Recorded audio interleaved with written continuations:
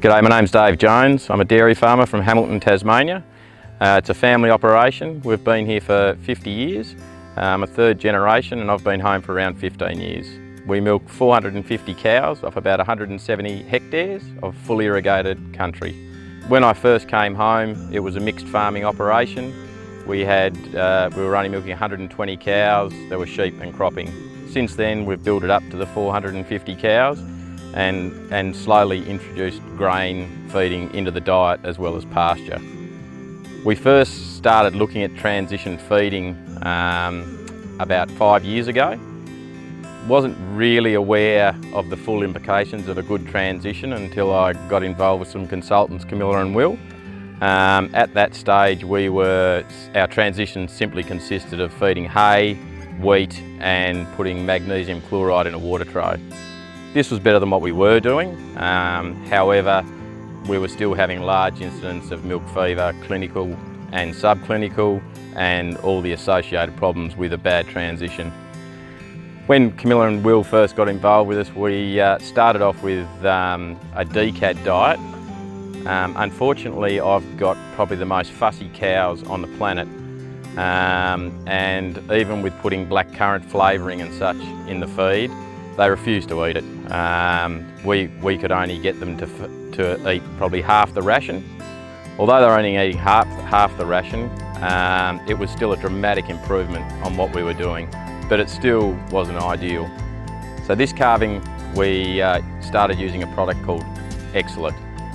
Although they weren't eating a full ration, the results we saw were amazing. We had 0 cases of milk fever with 450 cows calved.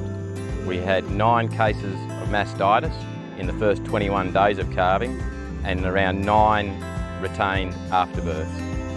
This to me was an amazing result from the use of this product. With the low number of mastitis cases, this has led on to a cell count well below an average of 80 so far this year, and the overall herd health has been very good. Next calving we'll be using X-Zelit without a doubt. It appears to be expensive when you look at the tonnage rate. However, when you compare it to a decad diet, it comes out about the same cost, and the results we got were amazing. Even the 2 guys that worked with us remarked on how easy a calving it was, with no milk fever, very few retained after birth, very few calving assists and very little mastitis.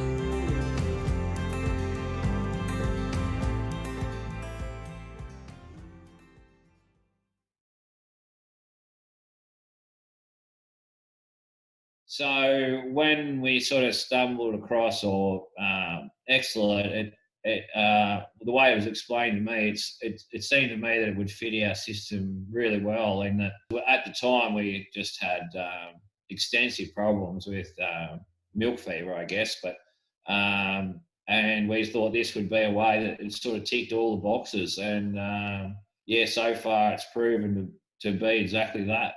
So we were sort of always just fighting with the system, so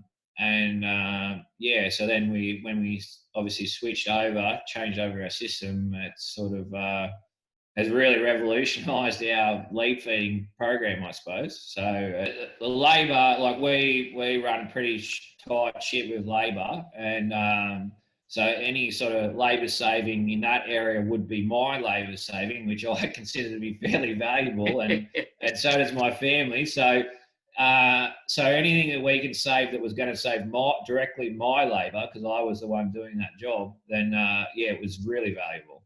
Well, palatability, it's totally different to decad. So for those people, anyone who's used that system will know that cows don't like it. So and it takes quite a while for them to adjust it. But with X-Zelit, there's no, the cows don't know it's any different to the grain, and there's absolutely no palatability issue at all with it. So, and especially that comes in handy, I find, with heifers. So, like if there's competition at the troughs, which obviously would try and limit, but especially if the palatability issue is there, I've noticed that, heifers calving for the first time certainly take to the program a lot easier now than they used to.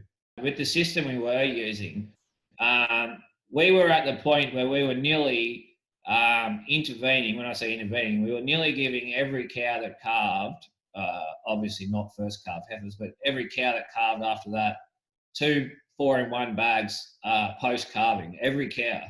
Wow. So because as a preventative, because we were having so many issues with milk fever.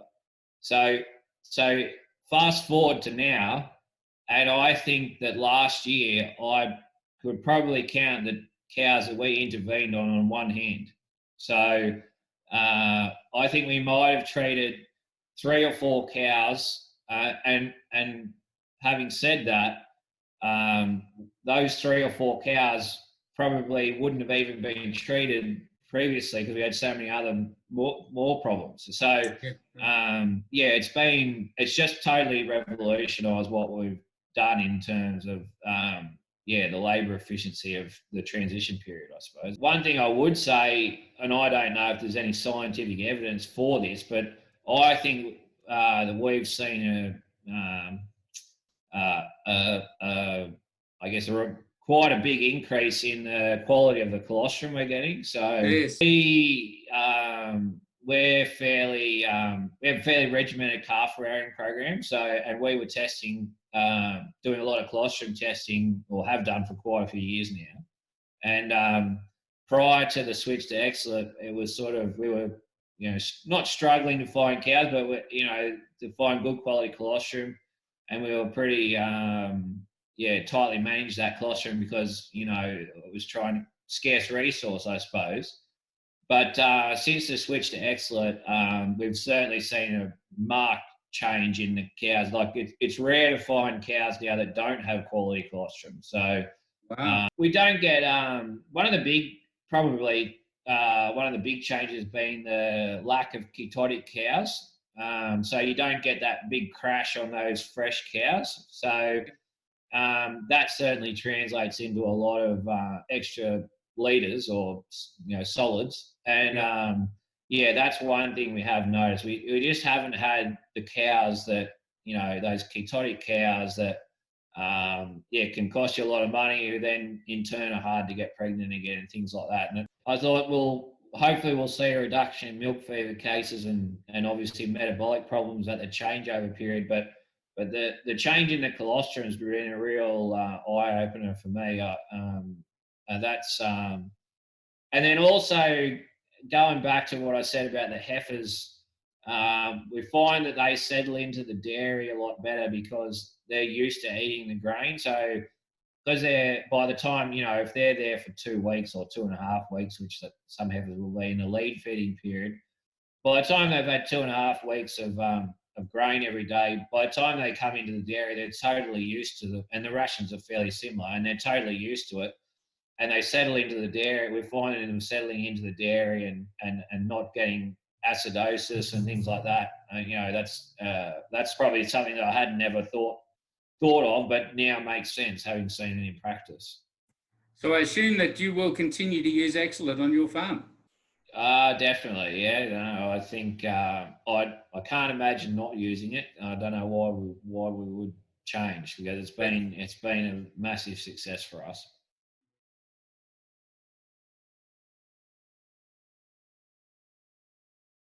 I think I tried DCAD. I tried lead feed pellets. I just Mag C. I'd tried everything, and nothing seemed to have an effect for me. I do like the cows going out onto the grass while they're calving. Yes. And we always used to restrict them a lot while we're calving, but now I've just found I can feed them grass and not have to worry about it. So the first year I used it, I went from somewhere between 45 to 50 cases of milk fever down to 5 cases of milk fever. This is out of how many cows? Roughly about 400 plus. Yeah, roughly 400. And that's clinical cases, so that's what we actually treated. How many more cases there was, how do you know? It's really, hard to judge. So you're telling me you had that high level of cases even when you were using elite feed like DCAD, so forth? Yep, definitely. You'd constantly be going down the paddock and finding cows out with milk fever, so you'd chase the herd home, and then someone would have to leave the dairy and go back and sort out that cow, and then possibly even stand her up, and then who knows, you might even lose it. I can remember cows going out and falling down in the laneway and then losing them with black mastitis and that sort of thing. Yeah. It was pretty labour intensive. We're now not having the 5 packs that I used in that case 2 years ago. The cows were only wobbly. They weren't down and out. I haven't, since using X-Zelit, I haven't had a cow down and out. So it's fixed the problem. Well, we just simply run the Springer herd through the dairy in the morning after the main herd's gone through. We give them the milker ration and we tip it on top. And I haven't had any dramas with them eating it. They eat it all up. Yeah. I've found not only the cows come onto their milk better with more grass, but the calves are coming in a lot healthier because they're calving in a fresh paddock as such, where before they were sort of calving in the mud because you kept them restricted so much. So yeah, it's sort of been a win-win. It makes me a lot more confident sending the cows down the paddock. I've had it before where I've sent the cows down the paddock and you'll be going down there to check them because you're not sure that they're all going to be standing up when you get down there later on. I don't even think about it these days. Yeah, it's made everything. The cows are a lot healthier. Put it that way. It's great. Yeah. Yep. The reduction, yeah, it's especially at the start of the season, the cows are coming on their milk really, really well. Already been on the pasture. Yep. It's just keeping the feed up to them, and yeah, they're just ready to go. It's been really good with that part of it. Yeah, you're not changing them from a decad diet to pasture based. They're already on the pasture and they're already steaming. So yeah, milk is going great. Yeah. Definitely worth giving a go. It's made managing the Springer herd a lot easier. It's reduced labour basically by you're not going down the paddock picking cows up with milk fever and that sort of thing. It's made my life so much easier. I would recommend it to anyone.